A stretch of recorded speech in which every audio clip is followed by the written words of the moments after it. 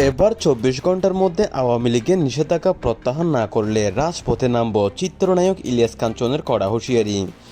ঢাকায় চলচ্চিত্রের কিংবদন্তি অভিনেতা ও নিরাপদ সড়কসাই আন্দোলনের অন্যতম নেতা চিত্রনায়ক ইলিয়াস কাঞ্চন দেশের বর্তমান রাজনৈতিক পরিস্থিতিতে এক চাঞ্চল্যকর কঠোর মন্তব্য দিয়েছেন।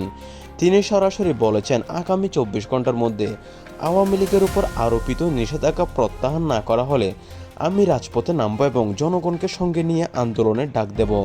ইলিয়াস কাঞ্চন বলেন, আওয়ামী লীগকে নিষিদ্ধ করে দেশের একটি বড় অংশ মানুষকে রাজনীতি থেকে বঞ্চিত করা হয়েছে। এটা গণতন্ত্রের পরিপন্থী, এটা জনগণের অধিকারের উপর আঘাত। দলটির নেতাকর্মীরা যদি কোনো অপরাধ করে থাকে তাহলে বিচার করা হবে, কিন্তু পুরো দলকে নিষিদ্ধ করা মানে লাখ লাখ মানুষ কণ্ঠ রোধ করে ফেলা। আমি ২৪ ঘন্টা সময় দিচ্ছি, এই সময়ের মধ্যে নিষেধাজ্ঞা তুলে না নিলে আমরা রাস্তায় নামবো।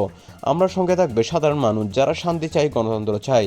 তার এই হুঁশিয়ারি বিএনপি সরকারের আমলে রাজনৈতিক মহলে ব্যাপক আলোড়ন সৃষ্টি করেছে। যিনি অতীতে রাজনৈতিক সক্রিয় না হলেও সাম্প্রতিক সময়ে বিভিন্ন ইস্যুতে মুখ খুলছেন, তার পক্ষ থেকে এমন সরাসরি আন্দোলনের ডাক অনেকের কাছে অপ্রত্যাশিত।